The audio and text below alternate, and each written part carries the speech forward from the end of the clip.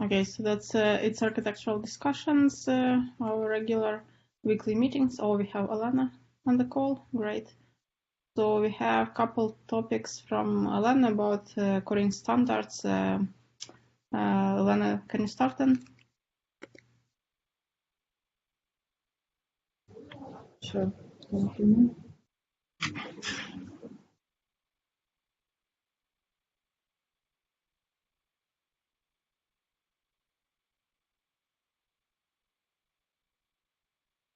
Do you see my screen now? Yes.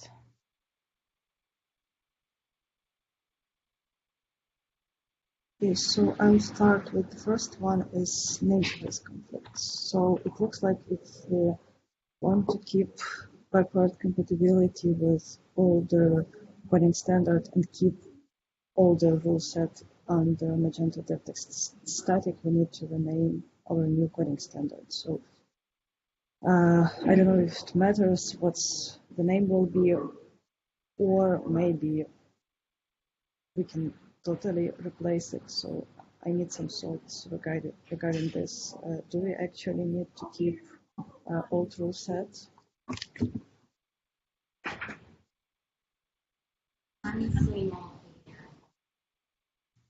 Do maybe someone have any thoughts regarding this?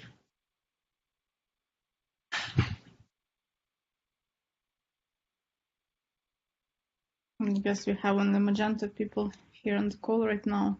So I would say that some people may rely on it in their in the CI/CD tools, for example. So in this case, if we want to add this, we need to rename it to CS standard, or like Alex said, we can name it to Magento 2.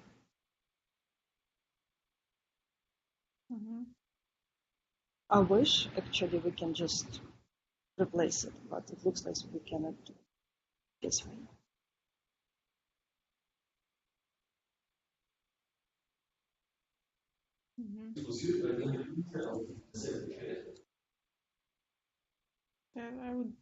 I would rename it. I think it should be okay.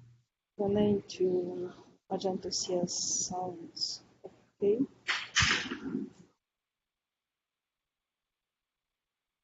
But isn't it would be backward incompatible as well, renaming the rules, renaming the standard, if someone relied on it in their own configuration? It's not released yet. It's just the develop branch. We didn't make any releases yet. So. No, I mean legacy one. If we are talking about backward compatibility. We will not rename legacy one. Yes, legacy one will be Magento, and that's why we need different name for the new one, so we can reference it. Ah, okay, good. Yeah, that's the idea. Okay, so I assume I can rename the new one. Any like references or wishes about name?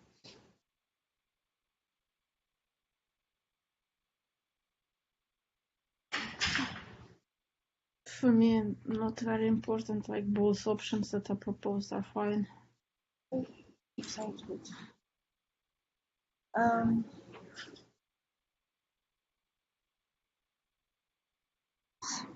let's go to the next one.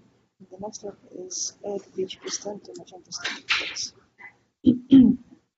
So right now, for static checks, we use PHP mass detector and PHP code sniffer. Code sniffer relies on token, so we cannot deeply analyze the code. PHP mass detector relies on both tokens and reflection. It's for me, it's also doesn't look good enough to make some checks against the code. So my proposal is to add PHP stan. This tool uses abstract syntax tree to analyze PHP code. Under the hood, it uses PHP parser. I added a few examples. It checks for class existence, existence of property, accessibility of properties, some checks like number of passed arguments, for example, if function require 1 and it calls with 3, and so on. Also, we can take into account that PHP stem offers different levels of checks.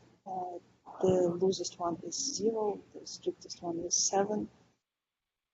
I think this approach will also help us to use this tool like with incremental approach. We can start with 0, and then once we fix all of the issues, we can move forward with higher and higher severity. Here is the list of just few examples of findings from Magento 4. I run this tool against upcode folder. For example, that's, like I said, when function worked with 2 parameters instead of 1 required, when some class is not found, incorrect type hints, and so on and so on. Also, for the long-term plan and future of this tool, it will be good to replace it with, to remove PHP MD support and add PHP stem instead. It can cover all of the cases we cover right now with PHP mess detector. And here is some timing, so it's much more efficient in this perspective as well. So, for example, it took 8 minutes in comparison with like more than 2 hours. So my proposal is add this tool to require dev section, and we can add this to our study. That's actually it. I added few useful links to it and be more familiar with this, how it works and what we can check.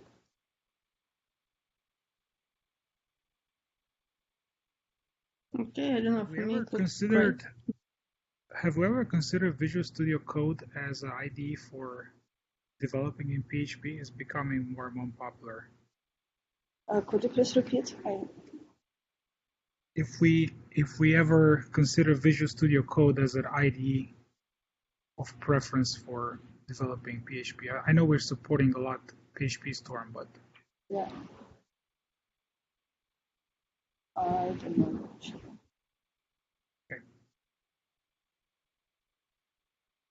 So is it related to the static check, or why did you ask? Yes, probably. I presume that we have to provide some different sets of tools or availability. Okay.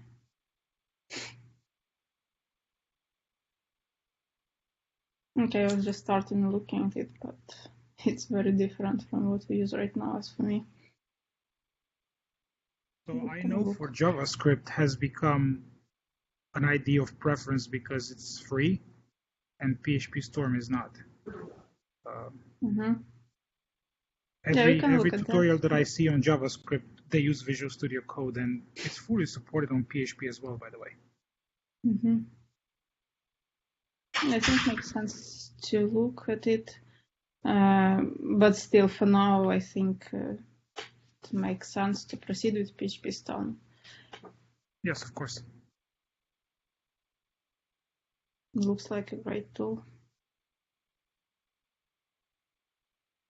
One question, so you mentioned there that you need to run di compile, so we have generated code.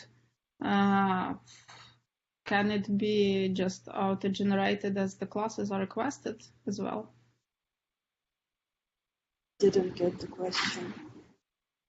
So, I mean, can you not even run di compile? And yeah, but in this case, you will get a lot of findings like class. Yeah.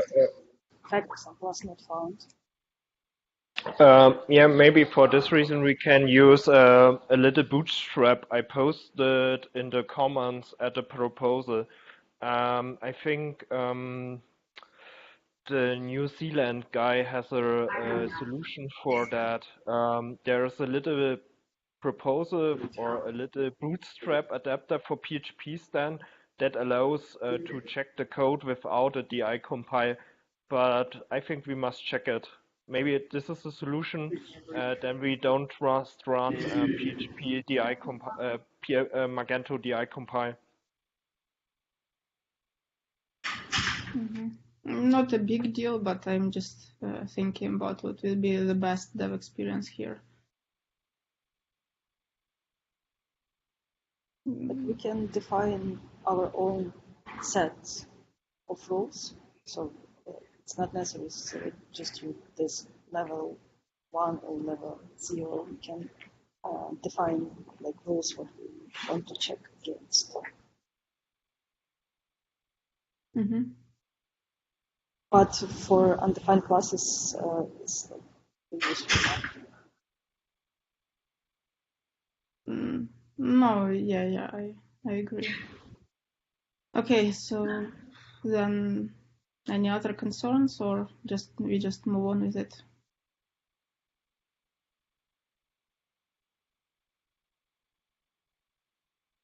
Looks like no concerns.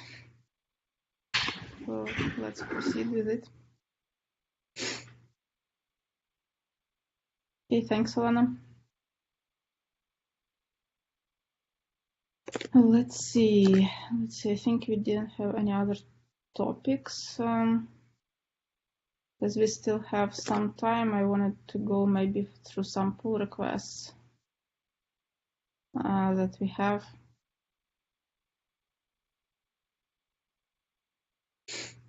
Okay. Let's see. Okay, so PHP Stan. There is nothing more to do. I guess we can just merge it, right? Alana, you don't have any plans to do anything else on it, right? Okay.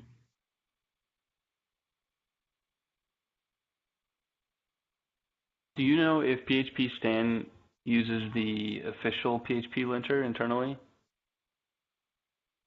Uses PHP what official? I'm just reading the VS Code docs on linting PHP files, and it says that VS Code uses the official PHP linter for PHP language diagnostics, which allows VS Code to stay current with PHP linter improvements. I believe yes. Do you mean PHP lint is built-in PHP feature?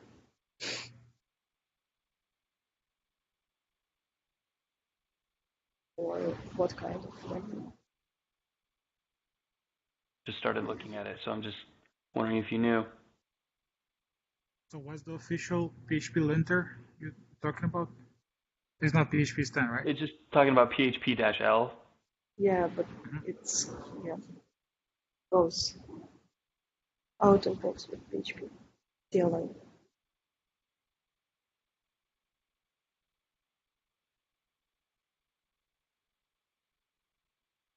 It's different approaches. Looks like there's also a PHP Stan plugin for VS Code, for what it's worth.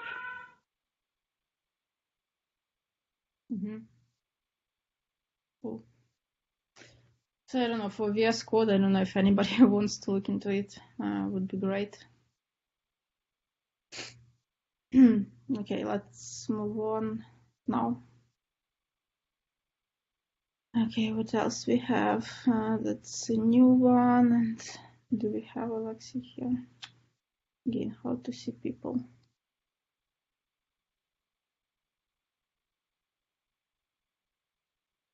We don't have Alexei here for now. Split composer dependencies for modules extensions. Okay, so I don't know if anybody was looking at it.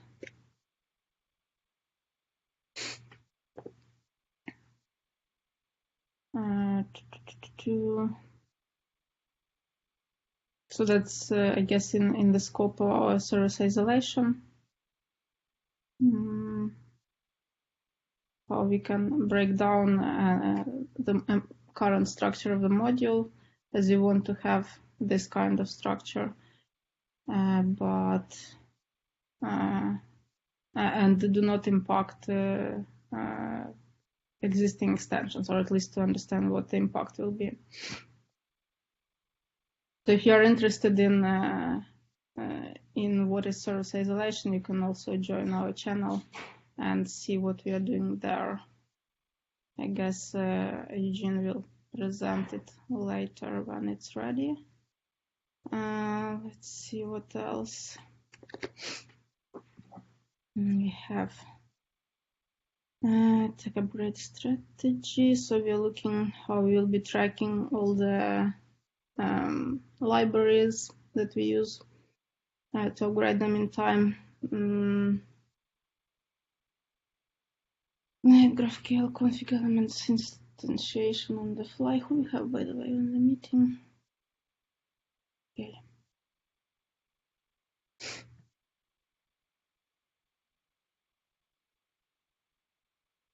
This one is maybe also interesting if you're looking into service isolation. So Eugene was writing down pros and cons of different candidates for the decomposition.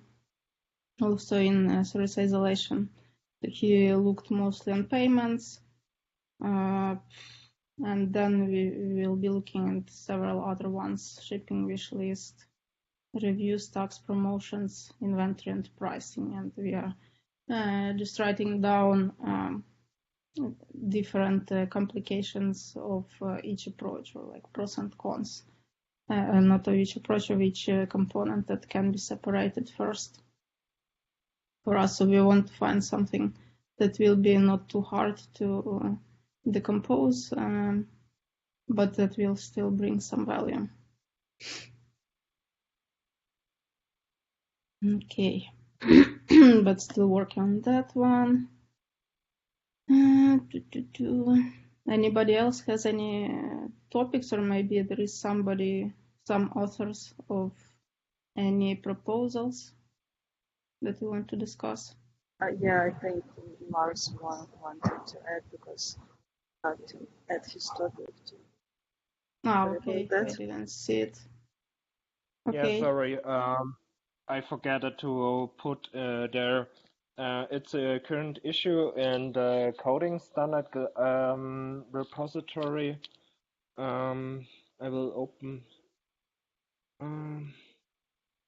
and share my screen.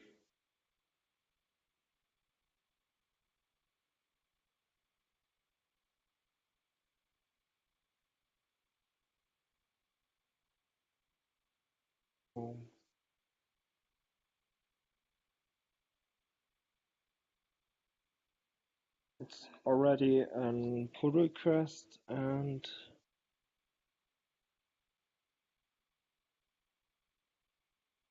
you shouldn't see my screen now.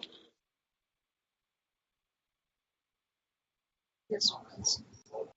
Okay, I open a pull request at Mage test fast for sniffs and getter and setter, and currently we have the problem. The current check find getters. They use a caching.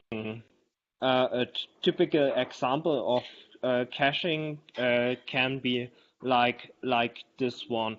We have a very expansive service, like a size service. They calculate the size by many parameters on the fly, and asking a web service, hey, what is the correct size?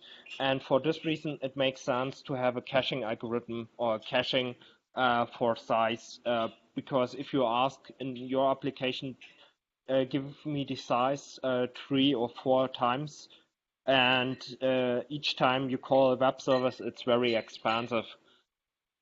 But in this case, Anton mentioned we shouldn't have not order method. They set the property size.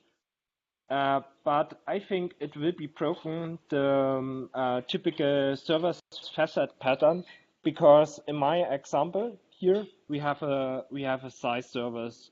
We have some implementation there.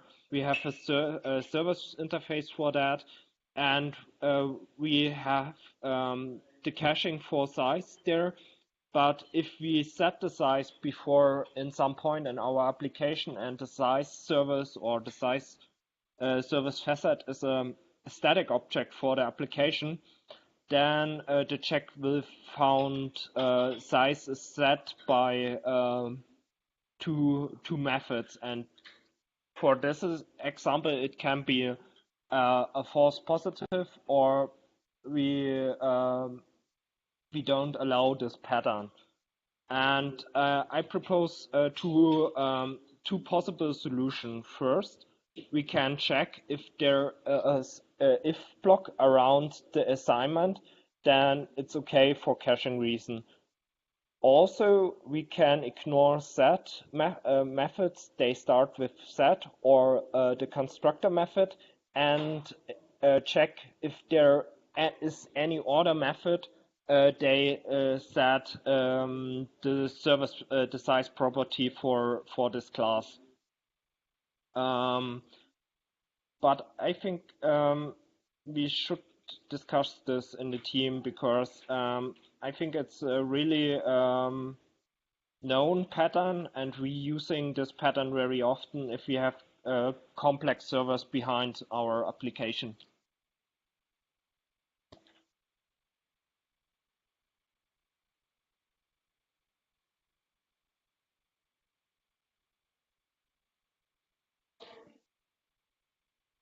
So, what do you think about which of the ways we should go, or can somebody take a look on this? Which examples we should cover, or what is maybe the best way to implement this check for the coding standard? Because I think we have different edge cases there.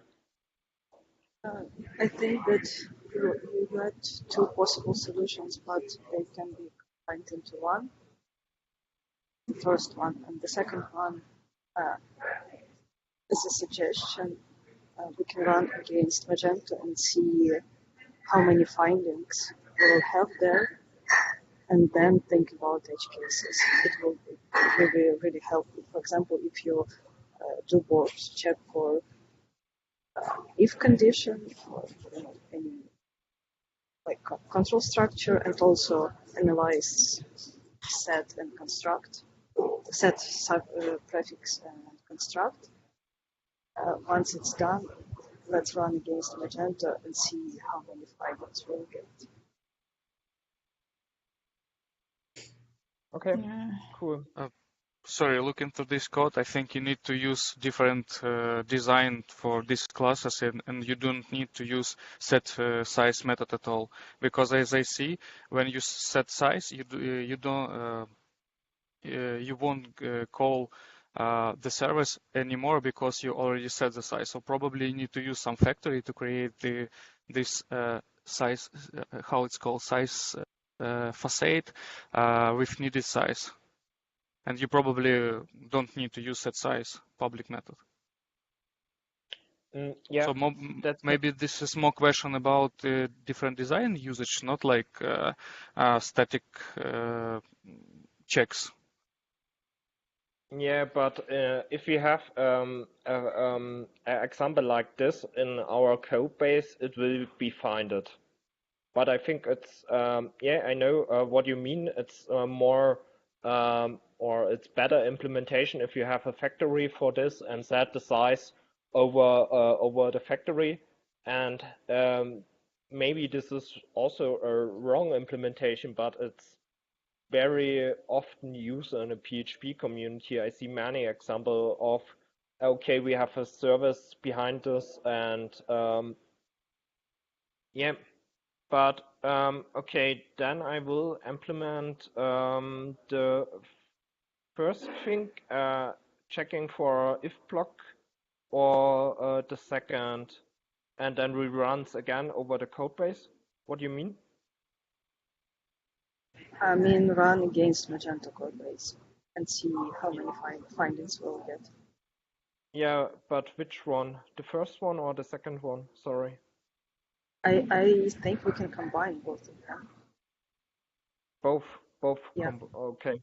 Okay. So can we clarify once again? So you say so first one is to check for if blocks, and if there is an assignment, then it's okay. Yeah. And It's if like there is this. no, okay. And so what we're trying to solve, like complex getters and setters or what? Yeah, Yeah. this is the rule from technical guidelines, which says that getters should not change the state. Yes, but then what does it mean that if there is assignment, then it is okay? So what is not okay? So sorry. It should not change observable state. We should probably change the technical guideline. Yeah, that's what we were discussing. So like in this example, I mean, if get size returns the same thing always, then it's fine. But because it can change, it's probably not really fine.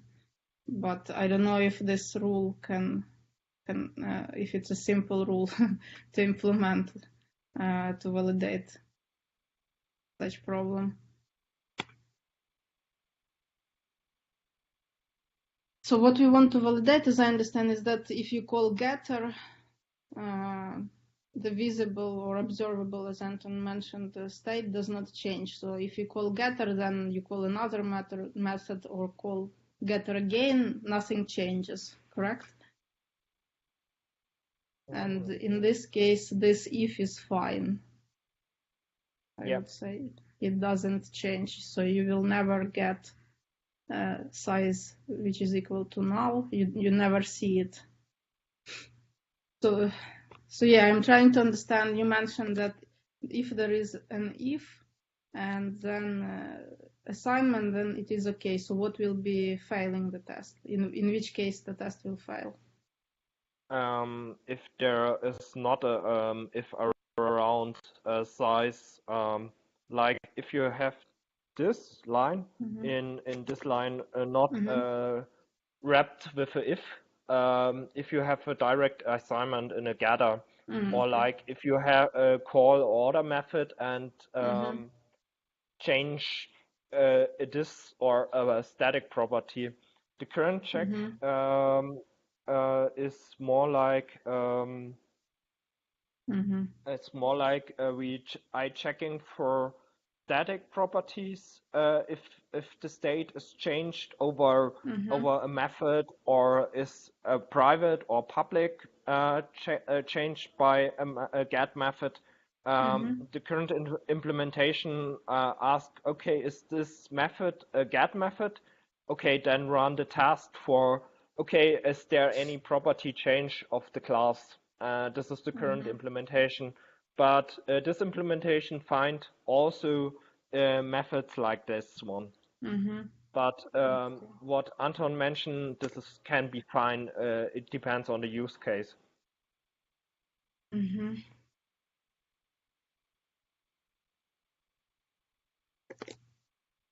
Okay. So you will try to run this check on the code base and see what we have, as I understand. Yes, I will implement first if there a wrapped if statement around the property, then I will ignore and skip, and then we run over the code base, and maybe we must also add constructor and set for this check. But yeah, then we should think about what is really the use case of this check, or we will find anything.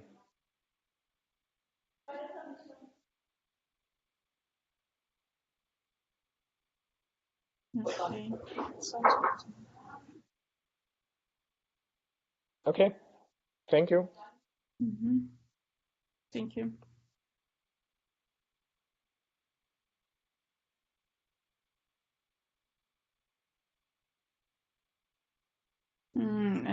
Any other topics?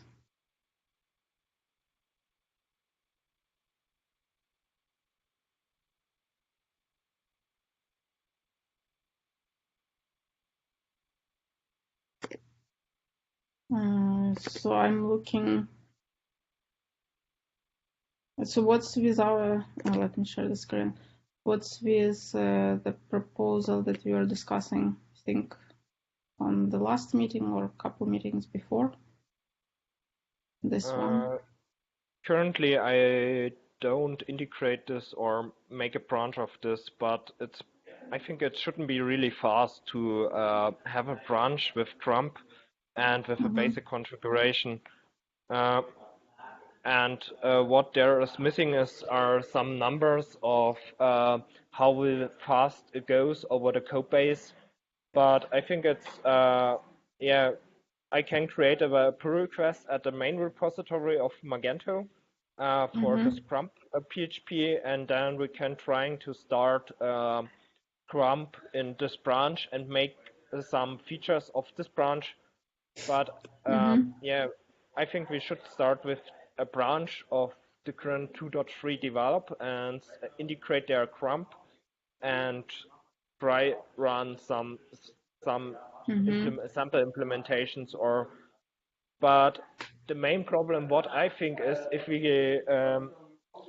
we create a pull request there and some other guys will start implementing stuff on Scrum, then we get some point we must merge Scrum. I think it's maybe not the best way to test the integration, but I don't know what is the better way to do that currently. Because it adds some composer dependencies, also it adds configuration file, and if you check out a branch, depending on my branch or on the Scrum PHP branch, then we get a dependency in the core, but we don't verify the dependency before, and the people must remove Scrum from their branch before the branch can be merged in the master or in the current development branch. This can be a little bit slow development speed of some people they testing Scrum. So once again, you mean that if somebody will have this, will have their branch without Grump, and then will try to merge your branch with Grump, then they will have problems, or? No. What I mean is, if the branch is depending on the Grump PHP branch, and it adds the composer dependency, also the Grump PHP file, then we must merge or remove the commit from adding Grump from their branch before we can merge the changes to the development branch. This is So, only one. Okay. This is Okay. only one You thing. talk about extension developers or size, for example, who already use Grump PHP, right? No, what I mean is we discussed in the last meeting, we have some core people, they maybe try to starting development with Grump, and then we add some numbers or have more numbers how it will be go for the team, or it slow down the development speed. Because if I add some numbers, then we have like, okay, we are creating an issue and developing, and we have some not really trustful numbers. What I mean is we get some testing numbers but not real numbers, and maybe if we have later problems with real numbers or real pull requests, then we already integrate Grump. This is only one thing what I have in the mind. I don't know. Let's still try to use it. It's just probably important to explain to those people who will be trying to use it that this is what they'll need to do. But I think it's just details of this transition period. Yeah, we can add this, and I think I should add some documentation there to the pull request, how how can people start using Crump for their pull request, and before we merging this pull request, we must only remove one commit of the branch. And hopefully it doesn't end in a merging hell if we are merging Crump, but it shouldn't be. It shouldn't be fine. Yeah, but I don't know. Maybe they will be. I don't know. It will probably depend on what do you agree on with these people who will be testing it. Maybe they'll test it without committing it, or I don't know. Yeah, but so I would like to have it, because as soon as we commit it, it will go to to all developers, to everybody. So we need to test it on a dedicated branch, or maybe not commit as not committed code, or something like that, and test and see what are the results. And only when we are pretty sure, we can merge it. Yeah, that sounds good. Okay, next step for me is have a basic integration of Crump in 2.3 develop with Crump, or we have 2.3 develop Crump as branch, and then I write a documentation how people can use Crump for their pull request, and then we get more numbers how we'll solve the problem of the core team, or it's useful or not. Okay, good. And I guess we can merge this proposal. Can you sign CLA? We've just added CLA to this repo, so I can no problem. merge it. No problem. I will do it now. Okay. Cool. Let me see.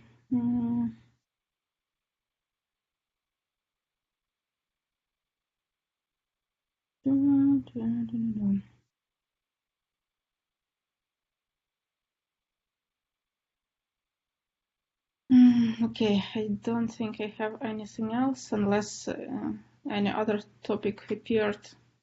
Then see you next week. Thanks for joining. Bye.